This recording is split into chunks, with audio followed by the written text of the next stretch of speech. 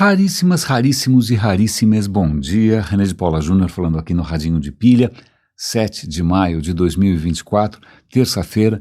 Mil perdões, ontem foi um dia completamente caótico aqui em casa, não ia ter como gravar, então lamento, e acabei acumulando uma quantidade enorme de histórias, mas obviamente nada se compara, tudo empalidece diante dessa catástrofe, dessa, nossa, que sensação de impotência, que sensação de dor, de ver um estado inteiro, 70% dos municípios, 360 cidades de joelhos, debaixo da água, numa situação que a ciência demonstra não vai melhorar, porque a previsão do tempo é que vai continuar chovendo e a situação vai ficar cada vez mais dramática até que ela finalmente, sei lá, as águas comecem a baixar de novo, mas nossa, para mim, sempre tive um carinho extraordinário pelo Sul, eu já trabalhei bastante lá, grandes amigos lá, belos projetos lá, sempre gostei muito da cidade eu não conheço muito o Sul, conheço muito Porto Alegre, sobretudo por razões de trabalho, sempre fui muito bem acolhido, gente extraordinária, brilhante, bem formada, trabalhadora, nossa, eu tenho excelentes lembranças, eu posso dizer isso com tranquilidade. Se por alguma razão qualquer eu tivesse que mudar de cidade, acho que a única cidade que eu cogito seria Porto Alegre, e é trágico ver, pior que não é exatamente uma surpresa, são coisas que a gente vem comentando aqui no Radinho, que são os eventos extremos, sendo cada vez mais extremos e sendo cada vez mais frequentes e colocando em xeque, inclusive, não só a nossa capacidade de prever ou de, prevenir ou de tentar remediar, mas também a nossa capacidade de resiliência. Eu acho que vocês devem ter visto aí muitos depoimentos de gente que falou, cara, não dá, mesmo que a minha casa escape, vai acontecer de novo, vai acontecer de novo, vai acontecer de novo. Então tem uma hora que simplesmente as pessoas vão acabar desistindo, vão acabar indo embora e vão ter que se render a uma realidade completamente diferente, Sempre foi um estado muito pujante, com uma natureza maravilhosa, abundante, agricultura, tudo. E agora parece que isso obviamente se encaixa no que a gente vem comentando, muitos cientistas estão aí coçando a cabeça para saber se realmente os sinais indicam que a mudança climática está se acelerando, como se a gente tivesse ultrapassado algum tipo de limite do qual não houvesse volta. E aí tem gente dizendo, calma, é muito cedo para dizer, mas muito cedo quanto, Quantas catástrofes você precisa, quantas mortes você precisa, Quanto prejuízo você precisa para estar convencido de que realmente a gente está, como naquele filme como é que chama aquele filme? Eu nunca lembro, O Mágico de Oz, Quando a menininha fala, this is not Kansas anymore, isso não é mais o Kansas, Então isso também não é mais o Rio Grande do Sul, porque as coisas mudaram completamente. Óbvio que a gente está vendo ali, sim, uma demonstração colossal, gigantesca de solidariedade. Vou abstrair aqui quem está aproveitando essa situação para dar golpes, invadir casas e tal, mas a demonstração de solidariedade do Brasil inteiro, O Brasil inteiro está tentando, aliás, como é que você ajuda? Não é se o aeroporto está fechado, até por mais um mês, se as rodovias mal e mal chegam lá, se as pessoas estão ilhadas sem água, sem luz, sem internet, vejam, basta uma semana. Durante muito tempo a gente vem alardeando aqui os riscos desses eventos extremos, e acho que todo mundo pensa, não vai acontecer nunca, ou vai precisar ser alguma coisa tipo, 7 pragas do Egito que não acabam nunca mais, eram 7, eu nunca lembro, mas não basta uma semana.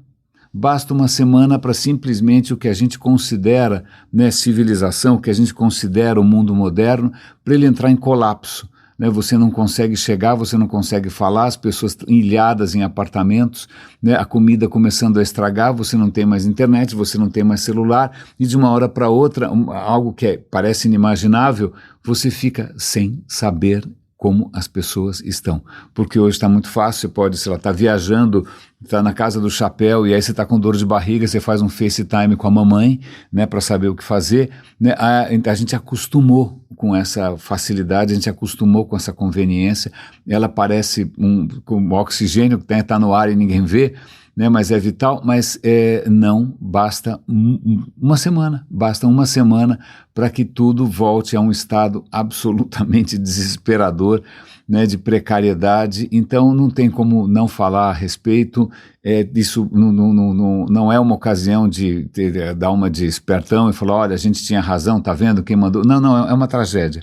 É uma tragédia e mostra, de novo, a incapacidade humana de lidar com coisas tão não intuitivas, né? Não parecem intuitivas. A nossa evolução treinou a gente para cenários que a gente acha que são intuitivos, os outros são muito improváveis, não vão acontecer nunca, né? Eu vou rezar todo dia, sei lá o que você vai fazer, né, para prevenir, mas aí quando acontece, você é pego de surpresa por uma coisa que transcende a capacidade humana de organizar, de prever, etc. e tal. Vale lembrar que há 12 anos alguém tinha feito, acho que eu até compartilhei isso em algum lugar aqui, há 12 anos foi feito um projeto, como é que é essa história? Cadê? Está aqui, screenshots. Há 12 anos um plano federal antidesastres foi proposto e agora eles vão fazer, quem sabe em junho fica pronto, né? Porque obviamente os governos e os governantes, a democracia, a população tem sempre outras prioridades que não sejam essas coisas tão, imagine, imponderáveis assim, até que literalmente a água bate na bunda do cara do segundo andar. Né? Então, fica aqui, nossa, meus sentimentos, eu tenho imenso carinho por aquela região, né? Eu vivi bastante em Porto Alegre, conheço ali relativamente bem os lugares que hoje estão debaixo da água, então, e a sensação de impotência é colossal, né? Por mais que a gente mande dinheiro, etc. e tal, você percebe que quem está ali com o pé na lama está enfrentando uma situação bastante difícil, bastante difícil. Mas vamos lá, várias coisas eu acabei consumindo nesse final de semana, eu nem sei por onde começar, talvez acho que eu queira começar por um personagem que eu acho extremamente inspirador, ele faleceu recentemente, a gente comentou aqui do nosso querido amigo Daniel Dennett, que escreveu, coitado, morreu faz algum tempo já, foi semana passada, e ele foi uma figura com um trabalho interessantíssimo em neurociência, um grande divulgador de ciência, uma pessoa super generosa. E saiu agora um artigo, eu vou compartilhar com vocês, em que eles pegam 10 ideias ou 10 princípios que esse cara deixou pra gente, que eu acho que são muito inspiradores. Deixa eu achar aqui, peraí. Achei, tá aqui o artigo, acho que é da Nautilus, se eu não me engano, uma excelente revista. O primeiro deles é que o que a gente chama a mente, a consciência, né, aquilo que a gente experimenta do mundo, é uma ilusão, mas é uma ilusão que é útil e que ajuda, foi o jeito que o nosso cérebro deu, que a evolução conseguiu inventar para dar conta daquilo que está acontecendo. Vale lembrar que, coitado, nosso cérebro está trancado dentro de uma cachola fechada, né? Ele só está tomando choquinho de todo lado, então ele teve que construir, sei lá, imaginar o que está acontecendo lá fora, ele está sempre atrasado, né? Porque as coisas demoram para serem processadas, e então tá aí. Então o que a gente chama de realidade, o que a gente chama de consciência, o que a gente chama de mente, é uma ilusão útil, nada contra, não quer dizer que isso, então vamos transcender vamos transcender o véu de Maia, aquela ideia do budismo, não é que é tudo uma ilusão, então a única maneira de você transcender essa ilusão é você acessar, eu não sei o que exatamente, meditando que nem um louco, enquanto a vida passa, enquanto os outros cuidam da sua comida, não sei, né? Alguém resolve os problemas enquanto você fica ali tentando atingir o nirvana, mas a questão é, os budistas talvez tivessem razão, né? Realmente o que a gente percebe do mundo é uma construção, mas é uma construção legítima, útil e que a gente não deve desmerecer, porque não tem outra alternativa, simplesmente não tem outra alternativa. Uma outra sacada dele que eu acho muito boa é o livre-arbítrio é uma fantasia, mas é uma fantasia bem-vinda. O que ele está querendo dizer aqui, e vale lembrar, o Daniel Dennett é um cara que não acredita em outro mundo, em nada transcendente, em alma, em deuses, não acredita, ele acredita nesse mundo, na matéria, certo? E a questão do livre-arbítrio, que é sempre uma questão daquelas dificílimas, intrincadas, que muita gente não quer abrir mão, porque se você abrir mão do livre-arbítrio, imagina como é que você vai poder prender as pessoas, condenar as pessoas à morte, né? Pois é, então o livre-arbítrio, tudo indica que é uma ilusão. Na verdade, os processos que levam você a uma decisão são processos materiais, não são processos transcendentes. Em algum momento, né, nessa grande república confusa que é o cérebro, né, chega-se de uma maneira meio colegiada ali a alguma conclusão do que deve ser feito, e aí depois o cérebro te fala, olha, você decidiu. Né? Ele parece, sabe o que? Puxa-saco em empresa, né, que de repente ele faz toda a lição de casa sozinha e ele chega para o chefe e fala, olha que grande ideia você teve. Então é mais ou menos assim, é o que o cérebro faz. Ele dá para a gente essa impressão de que você, com a sua vontade, com o seu raciocínio extraordinário, é o dono daquela decisão, hashtag não, só que não. Né? Mas é bem-vinda porque isso ajuda a gente a se organizar. Se a gente abrir mão completamente da noção de livre-arbítrio, a vida em sociedade fica muito difícil. Não quer dizer que você vai botar as pessoas na cadeira elétrica, né, que você vai matar as pessoas no porta-mala com a polícia rodoviária jogando gás. Não é isso que você vai fazer. Né? Mas pelo menos ajuda a gente a se organizar melhor. De novo, é uma ilusão interessante. Uma outra coisa que é um pouco mais específica é que a consciência ela corre em várias trilhas paralelas de uma vez. Você não tem um eixo, começo, meio e fim. Na verdade, é uma confusão, parece o Congresso, vários sinais vindo de tudo quanto é lado, né, todo mundo trabalhando em paralelo. Em alguma hora isso é consolidado e aí inventam essa história, essa assessoria de imprensa do cérebro inventa essa história que é mais ou menos como a produção de um filme.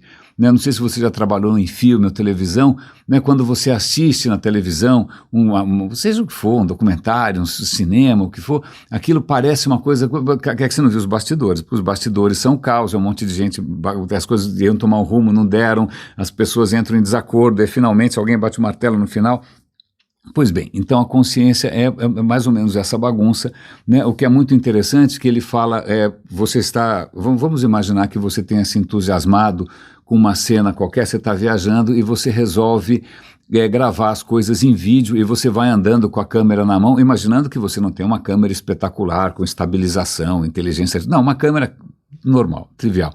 Se você sai gravando as coisas por ali, coitado de quem vai assistir, porque a cada solavanco, a cada tropeço, a cada hesitação sua, a cada movimento brusco, o cara sentado na cadeira, o espectador quase infarta, né? No final ele vai ter náuseas, dor de cabeça, porque você está balançando a câmera para todo lado, né? É muito difícil você conseguir prestar atenção. Pois bem, os seus olhos funcionam da mesma maneira. Você está andando, eu dou passos espetacularmente duros, né? Eu dou passadas largas e você mexe a cabeça para lá, mexe a cabeça para lá, e curiosamente a sua impressão do mundo, o filminho que você está assistindo da realidade, as coisas não estão balançando muito, as coisas não estão sacudindo, aí quando eu faço um movimento brusco com os olhos ou com a cabeça, as coisas não saem de foco.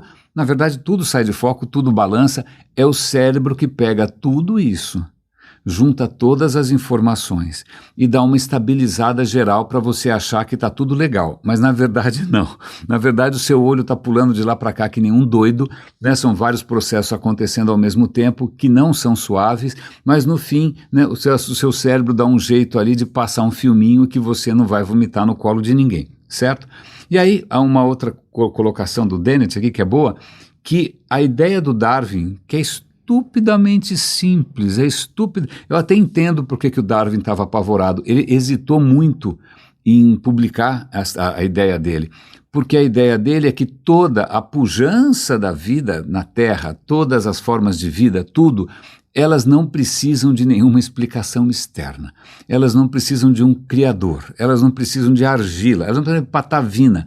A vida se explica sozinha e se explica por um mecanismo que não é uma inteligência superior, perfeita, divina, onipresente, onisciente. Não, é um mecanismo meio burro. Aliás, é um mecanismo que ele só funciona porque ele é imperfeito.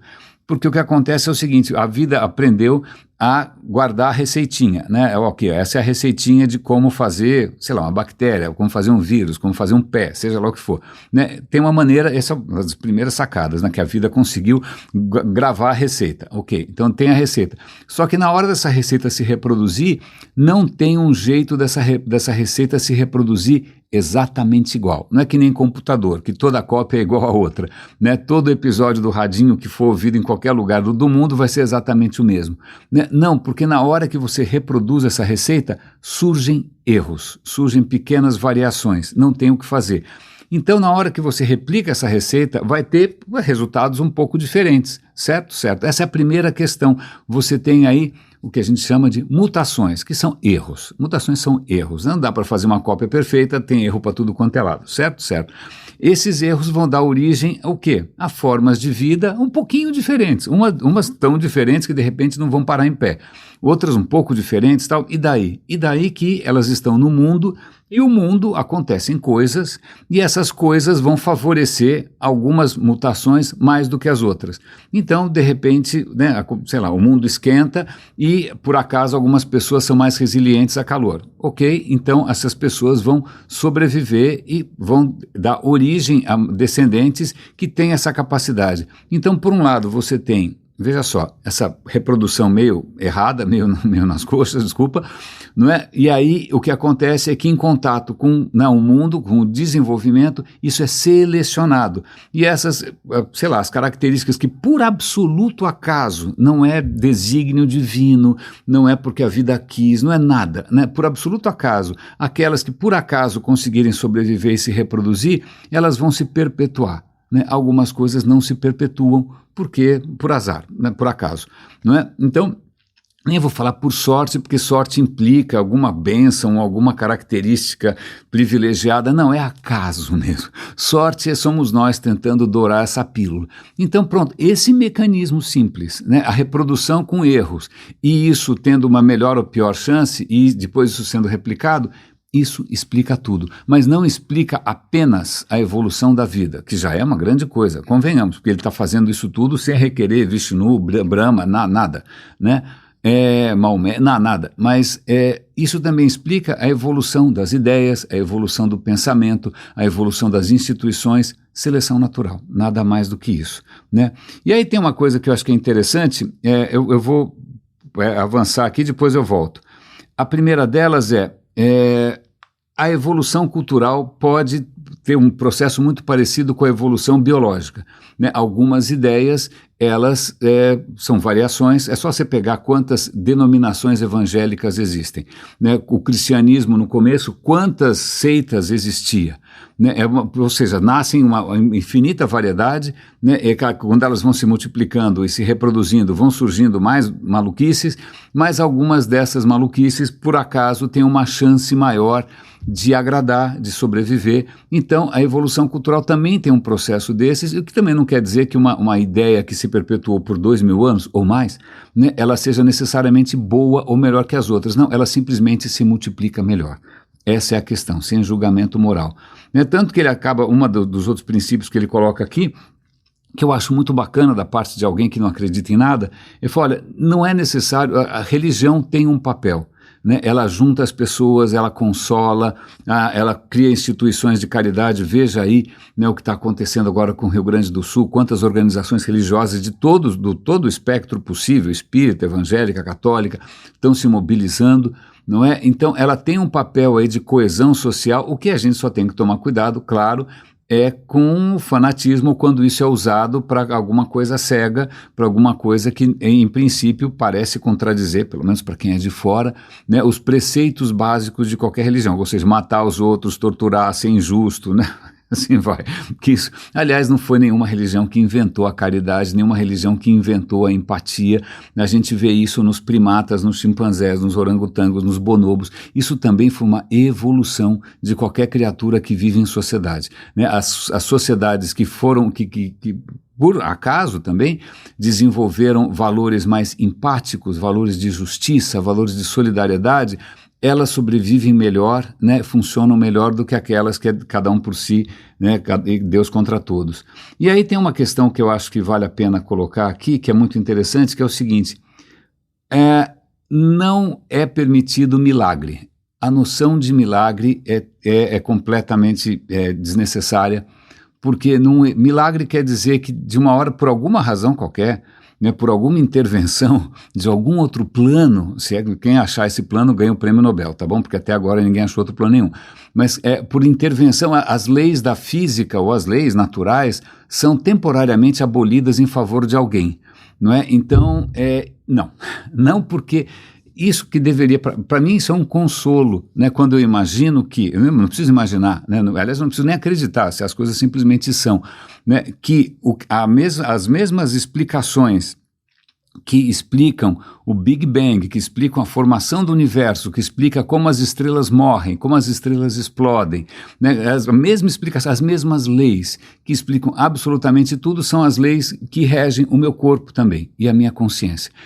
Eu sou feito das mesmas leis que lá fora, que não tem outra coisa, né? E não tem como escapar, não tem nenhuma interferência externa, né? E aí ele coloca uma coisa que eu acho que aí sim pauta bastante, norteia bastante o trabalho aqui no Radinho, é o seguinte: na verdade, a hora que você começa a considerar que tudo tem uma causa, que tudo pode ser entendido, que não é nada ser desejo de alguma divindade especialmente insondável e profundamente injusta, quando você percebe que as coisas podem ser entendidas, cara, é muito mais legal.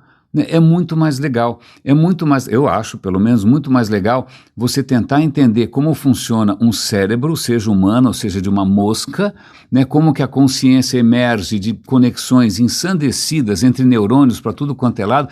Isso é muito mais legal, é uma aventura que não acaba nunca mais, do que imaginar que você é só um saco de carne que vai apodrecer, porque afinal esse mundo é imperfeito, mas o que conta realmente é a sua alma eterna. E eu não sei se eu acho essa explicação mais legal. Né? Eu não acho, porque na verdade não explica, não prevê, né? Eu não consigo entender muito bem. Aliás, eu vou até conectar isso com um vídeo que a Sabine Rosenfelder, que eu estou sempre chamando a atenção aqui para o trabalho dela, é uma divulgadora de ciências da Alemanha, ela é física. Aliás, é muito interessante, a NASA resolveu homenagear a Sabine dando o nome dela a um asteroide. Tem asteroide à beça, não se preocupe, tá cheio de asteroide por aí, está sempre descobrindo asteroide novo. E asteroide é especialmente interessante porque eles são muito antigos. Eles são, muitas vezes eles vêm até de fora do sistema solar, ou então são do começo do sistema solar, e eles não foram submetidos ao processo de erosão, de desgaste que sei lá, a Terra, por exemplo, sofreu. É muito difícil saber como é que a Terra era no começo, porque ela é um moedor, né? Ela é um liquidificador que está sempre se renovando. Agora o asteroide está congelado no tempo. Pois bem, eles pegaram um asteroide e resolveram dar o nome de Sabine Rosenfelder, mas o nome dela é muito comprido, então eles chamaram de Rossi. Então, a Rossi é um nome esquisito, parece nome de político, mas vamos chamar de Sabine, que eu acho mais bonitinho. A Sabine fez um vídeo para Big Think, se eu não me engano, né, em que eles chamam grandes pensadores tal para falar sobre temas, né, e um dos temas que ela é chamada ali é para falar sobre a existência da alma. E que ela, logo de saída, ela falou, eu acho que as leis da física bastam. Né, as leis, porque, veja, são as mesmas leis, a gente entende bastante bem, quark para cá, essa confusão toda, teoria dos campos quânticos, tudo bem. E, olha, a gente está medindo tudo, mensurando, fazendo experimentos, em nenhum momento aparece alguma força sobrenatural externa mexendo algum ponteiro. Não tem nada mexendo algum ponteiro. As coisas estão se bastando por si sós. Então ela fala, olha, tudo bem, as leis da física explicam o fundamento de tudo, mas é claro, numa organização tão complexa quanto o cérebro, a capacidade da gente prever, nossa, você precisa de, sei lá do que, um supercomputador para simular tudo. Mas de qualquer maneira, é tudo causal, é tudo previsível, não tem nenhum tipo de milagre. E de novo ela insiste nessa história, que para ela, pelo menos, o que levou ela a carreira na ciência e essa eterna fascinação, é mais legal, ela acha mais legal essa aventura da descoberta, de descobrir como as coisas chegaram no ponto que elas chegaram, sem nenhum tipo de intervenção. Porque, de novo, a gente tem instrumentos monstruosamente sensíveis, tá bom? Tem experimentos, agora eu vou dar um link para quem quiser, a China acabou de descobrir pela primeira vez como gluons fazem uma bola de gluon, que era uma coisa prevista pela física quântica, mas até então não mensurada, e eles conseguiram detectar uma bola de gluon, detectaram tudo isso menos, sei lá, alguma interferência do mundo de outra esfera, seja lá onde for, porque eu sei que o Descartes já veio com aquela história, a culpa é do Descartes em grande parte, né, do Descartes e do Platão, mas o Descartes veio, não, a gente tem uma natureza dual, né, tem a matéria e tem o espírito, e como é que os dois se conectam, porque afinal são duas esferas tão diferentes assim, como é que o espírito consegue fazer um corpo se mexer? Não, é através de uma glândula, e aí tem uma conexão. Não, não tem nenhuma mensuração possível, não tem nada absolutamente indicando isso. Então, esse dualismo, que eu sei que é legal a gente imaginar que a gente é uma alma imortal. Eu não acho nada legal, porque eu acho muito bacana ser mortal, porque Deus me livre de ser eterno, que é uma ideia completamente insondável, uma ideia que eu venho da eternidade, nenhum universo é eterno, né? Daqui a mais alguns milhões de anos esse Sol vai para o espaço, daqui mais alguns trilhões de anos o universo inteiro vai praticamente congelar. Então, eternidade onde? Né? Mas deixa pra lá, desculpa. Mas eu acho muito legal dessa história toda do Dennett, eu acabo me empolgando, porque ele vai falar também que o comportamento é previsível, de novo, tirando aí qualquer coisa miraculosa, qualquer influência sobrenatural, né? Mas aí ele vai concluir, mas tem mais um, a verdade importa. Né, a gente está nessa época do pós-verdade, mas sim, a verdade importa, a experimentação, você prever, confirmar, isso importa, né, faz diferença. E aí acho que o último, que acho que é uma das grandes, sei lá, dos grandes drives, dos grandes impulsos aqui do radinho, é que a realidade, ela é muito mais mágica do que milagres. É muito mais mágico. Quando eu era criança me diziam que trovão era São Pedro arrastando os móveis, eu ficava perguntando, mas por que ele precisa de móvel, né? Por que ele tem que arrastar? Mas veja, a realidade é muito mais interessante do que isso, né? Há muitíssimo tempo, na Grécia, se alguém ficava louco é porque ele foi possuído pela divindade, então ele não é responsável pelos seus atos. Não, hoje a gente percebe que, cara, você está entendendo cada vez melhor como funciona o nosso cérebro, a nossa consciência, a nossa bioquímica, a nossa microflora, é uma aventura sem fim, né? Eu acho muito mais interessante do que qualquer explicação transcendente, a menos, é claro, e é engraçado porque eu vou ter que chamar atenção para isso, porque quando eu falei desses 10 princípios, lembraram mas existem também os 7 princípios do hermetismo. Eu falei, eu não sei quais são as 7 leis universais do hermetismo, e eu fui buscar. Na verdade, hermetismo seria uma escola de pensamento, né, do Hermes de Trismegisto, que é um personagem que certamente não existiu. A ideia é que ele teria tido acesso à sabedoria milenar do Egito, né, e que seus conhecimentos esotéricos e profundos teriam sido transmitidos secretamente, né, e que finalmente isso imagina, é um dos objetos de estudo da maçonaria, que conhece todos dessa sabedoria milenar. Narrativa. Desculpa, completa ficção. A gente já fez aqui vários episódios sobre a história da maçonaria, essa maluquice toda de leis herméticas do Egito. Mas vamos lá, caso alguém tenha interesse, as 7 leis herméticas universais. Mentalismo. O todo é mente e o universo é mental. Não sei, né? Fica aí na frente de um trilho de trem, né? Não sei, então quer dizer que tudo, não, o universo existe, a nossa percepção da realidade é que aí sim é uma ilusão construída, mas tudo bem, mas o universo está aí. Segundo, correspondência, existe uma correlação entre os planos. Que planos? Eu não tenho a menor ideia. Terceiro, vibração, nada está parado. Bom, isso tudo bem, concordamos, né? Nada está parado, só no zero absoluto, nenhum lugar tem zero absoluto, mas realmente está tudo se mexendo. Depois vem polaridade, tudo é dual. Parece yin e yang, parece política brasileira, esquerda-direita, né? Se você está em Porto Alegre, se é Grêmio, se é Inter, como assim yin e yang? Por que polaridade? Por que tudo é dual? Não, né? Não, ok. Ritmos, tudo é fluxo, ciclos do universo. Ok, tudo fluxo, concordamos, temos aí Heráclito, né, filósofo grego, que tentou emplacar essa ideia, não conseguiu, né? Mais uma coisa que é legal, causa e efeito, não existe acaso. Isso é um pouco estranho, porque sim, as coisas são causais, né? Tudo acontece por uma causa, mas no seio da matéria existe o acaso, né? A física quântica é uma física de probabilidades, né? Ela funciona extremamente bem, teu celular está funcionando, tudo está funcionando porque a gente entendeu essas probabilidades, né? Mas sim, existe acaso. Né? Existe acaso, é probabilístico, e aí eu não sei o que ele quer dizer que não existe acaso, porque se tem alguma divindade, alguém botando, se tem destino, alguma maluquice dessa, não sei. E aí, por último, gênero, feminino e masculino.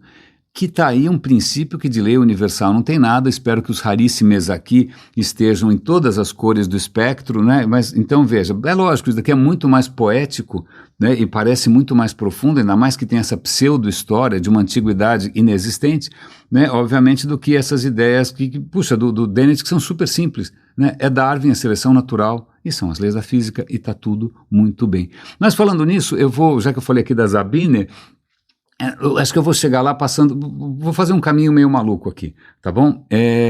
O planeta Vulcano, quem já ouviu? A gente já comentou aqui do planeta Vulcano, né? Onde, sei lá, se nasceu o Spock no planeta Vulcano. Eu era fascinado pelo Spock porque, obviamente, eu era um adolescente tumultuado por emoções, hormônios e desejos, e estava lá o Spock com aquela racionalidade, mas no fim acabei me identificando mais com o Capitão Kirk e está tudo bem. Mas se bem que o cara era um absoluto galinha, mas deixa para lá. O que é interessante, o planeta Vulcano não existe, só para começar, mas o que acontece é que, veja, o poder que às vezes a ciência pode ter. Quando Newton consegue expressar em fórmulas matemáticas muito simples, né, como funciona o sistema solar, a maçã que caiu na cabeça dele, como funciona tudo, força, massa, aceleração, gravidade, equações simples, né? Ele, de uma hora para outra, ele deu a chave para como o universo funciona. Simples assim, é uma equação. Você consegue calcular a órbita da Terra, você consegue a órbita da Lua, a força gravitacional, você consegue mandar um foguete para a Lua, você consegue mandar o Elon Musk para Marte, com as equações do Newton. Veja o poder que tem, né, de repente, uma descoberta dessas, matemática e física, né, o poder preditivo de controle que isso tem. Legal? Legal. Tanto é que os planetas visíveis conhecidos não eram tantos assim. Acho que eram 5 só, durante muito tempo, o que invalida toda a astrologia, certo? Porque tem um monte de planeta que a astrologia nunca levou em conta. Mas vamos lá. Então, os caras começaram vamos ver se a lei funciona, né? E começam a analisar todas as órbitas, mas a órbita de Urano, que era o planeta mais distante que a gente conhecia, ele é visível, né? A órbita de Urano era esquisita, né? E um astrônomo francês, Urbain Le Verrier, ele resolve fazer as contas e, bom, quem sabe a órbita dele está sendo perturbada por um outro planeta que a gente ainda não viu, né, que está tão distante que a gente não detectou. Aí ele faz umas contas, olha, pelas minhas contas aqui, usando o Newton, esse planeta deveria estar mais ou menos aqui, apontem os telescópios. Bum, acharam Netuno. Cara, ponto para o Newton, ponto para o Verrier. Né? Os caras conseguiram encontrar um planeta só observando as pequenas anomalias na lei de Newton, ok? Ok. O que acontece é que estava tudo funcionando bem, menos Mercúrio. Mercúrio está muito próximo do Sol.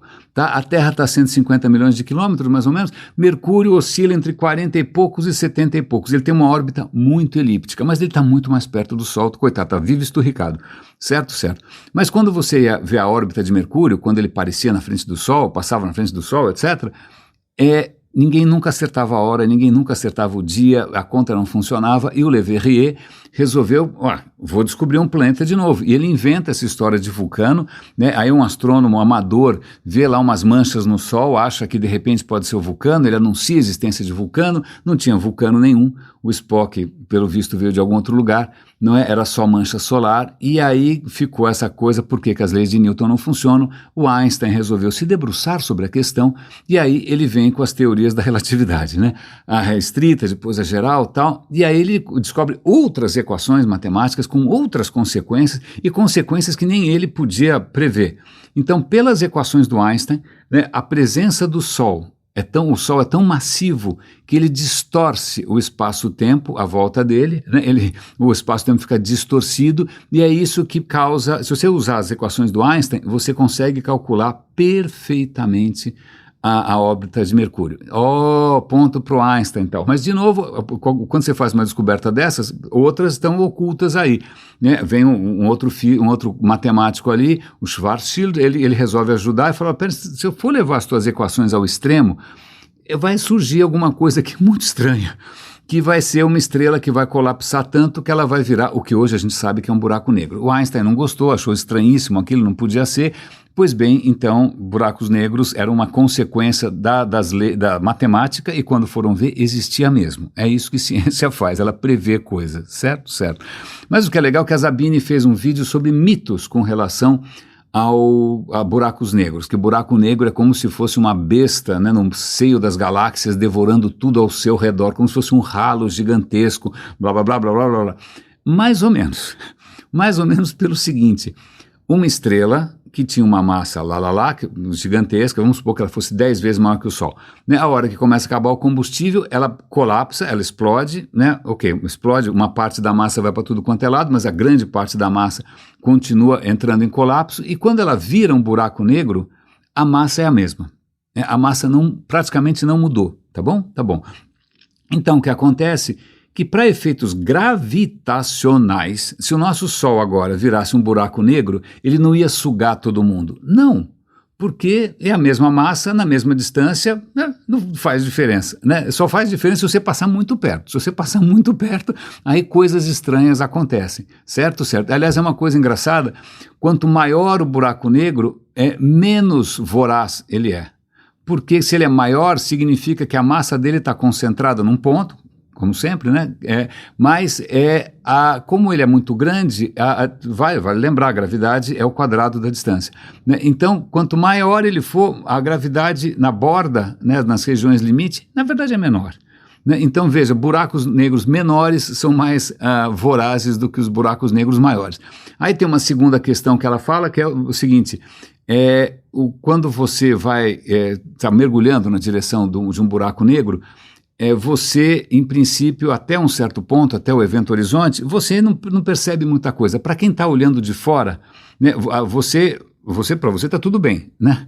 Como sempre está tudo bem. Mas o que acontece? Para quem olha de fora, parece que você está indo cada vez mais devagar até que chega um momento em que você para. Você literalmente para na borda. Por que para?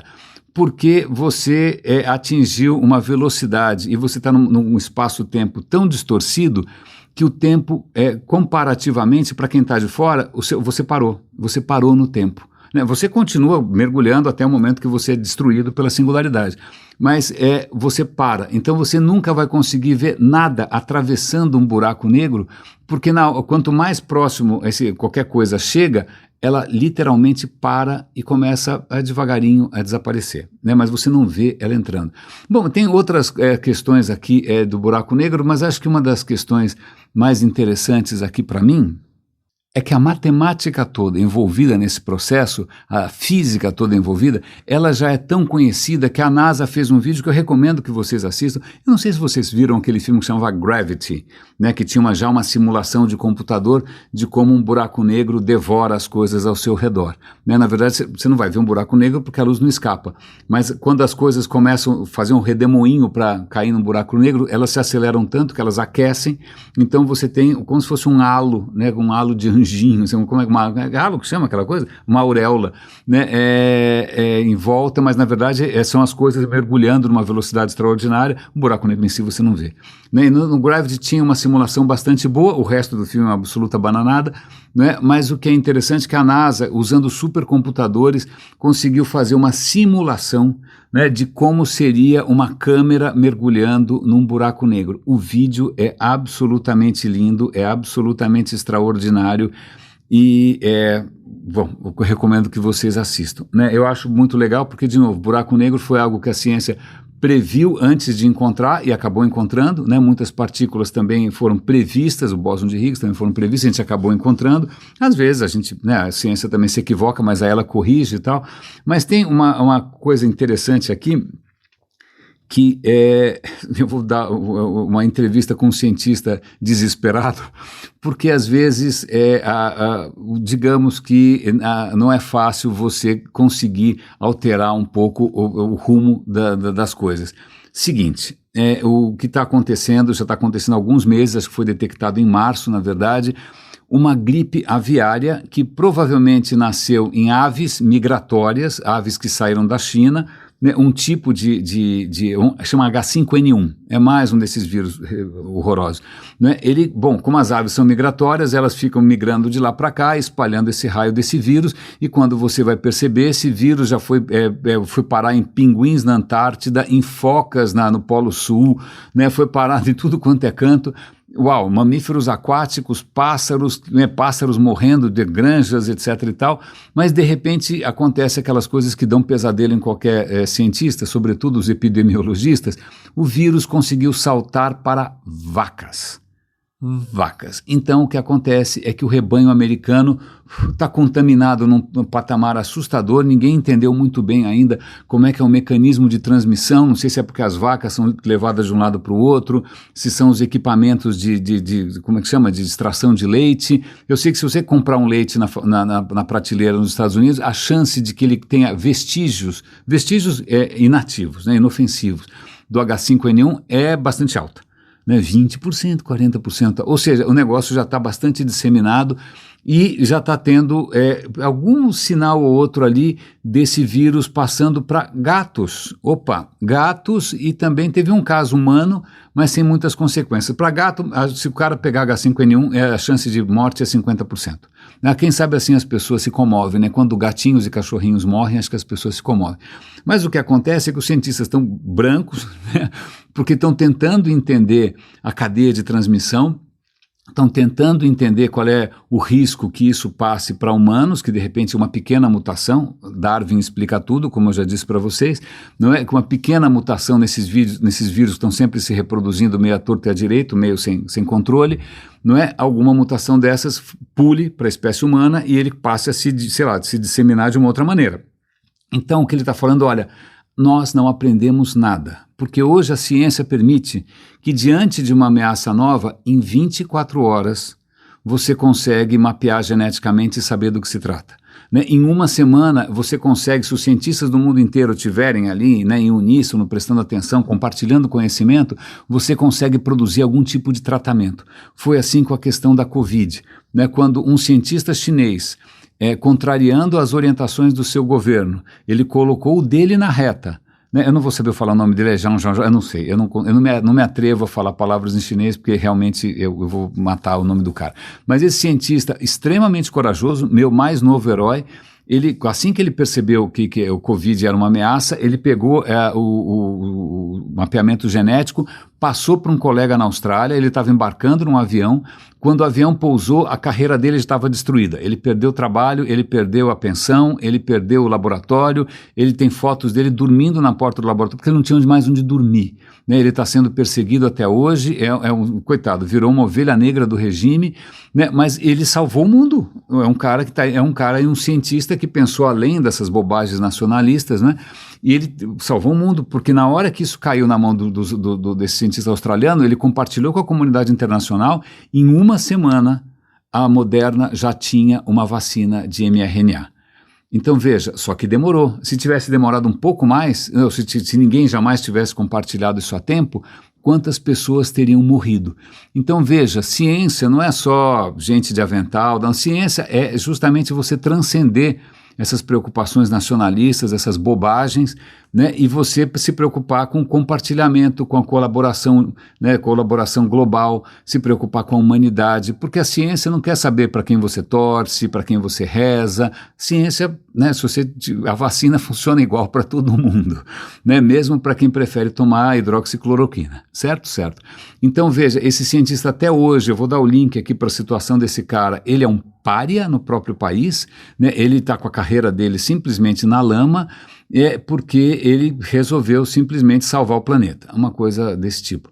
E aí o que esse cientista do H5N1 está falando é que, a gente não aprendeu a lição porque a gente deveria ter construído ou deixado permanentemente em alerta um esquema de colaboração internacional, né, para ficar prestando atenção, né, porque um dia faz diferença, um mês faz diferença.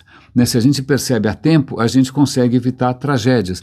Então veja, só que infelizmente não é só, né, a ciência ou a racionalidade, né, ou o amor à humanidade que pauta, né, as decisões humanas. A gente sempre vai fazer tipos e tipos de igrejinha, tanto faz ser uma igrejinha ideológica, tanto faz ser uma igrejinha futebolística, tanto faz, a gente vai estar sempre cultuando, não se tanto faz se é a Madonna, se é o Bolsonaro, se é o Lula, né? Então a gente está sempre preso a essas maneiras muito, muito, muito arraigadas de comportamento. E aí, só para encerrar, hoje acabou sendo um episódio um pouco longo, mas fizeram um teste recente em que pegaram voluntários, diversos voluntários, e mostraram questões morais, né, muito difíceis, e mostraram respostas, né? E diz aí quais são as melhores respostas, as respostas que você considera mais justas, mais humanas, mais corretas, né, com mais valores, né, com mais consistência, tal. Adivinha as respostas que tinham um conteúdo mais sólido, que eram inclusive mais humanas, foram respostas dadas pelo ChatGPT. Ok? Então, a gente chegou num ponto em que a inteligência artificial é mais humana do que nós. Nós estamos um pouco atrás, né? Nós estamos elegendo pela 90ª vez o Putin, né? Reelegendo todos esses tiranetes, o Trump, Lula, Bolsonaro, até não poder mais. E olha aí, veja só, se a gente quiser realmente um pouquinho mais de discernimento, né? Então pergunte você para o ChatGPT o que ele acha das leis universais do Hermes de Trismegisto, né? O que ele acha de qualquer outros mandamentos estranhos e narrativas que estão sendo impostas e que de repente, provém algum consolo, mas que, legal, não passa disso. Então o ChatGPT, eu tenho conversado aqui e acolá. Eu também tenho ficado bastante surpreso com a ponderação, com a profundidade, com a consistência, né? Inclusive com a própria capacidade dele de admitir seus próprios erros. Outro dia desses eu fiz uma pergunta e eu percebi que ele tinha se equivocado. Eu falei, acho que você se equivocou. Ele falou, não, obrigado, puxa, muito obrigado, é verdade, esse não é um mito maia, esse é um mito nórdico, então daqui para frente eu vou melhorar. Né? Então, puxa, quem sabe, né, o que a gente está tentando fazer aqui no Radinho é justamente a esperança é essa, que daqui para frente a gente consiga melhorar. Raríssimas, raríssimos e raríssimes, muito obrigado pelo apoio, pelas mensagens carinhosas. Tem mais histórias ainda para amanhã. Amanhã eu vou enaltecer aqui um poeta, o poeta Lucrécio, a quem o cara já sacou tudo antes de todo mundo, mas fiquem aqui com um grande abraço, cuidem-se por favor e até amanhã.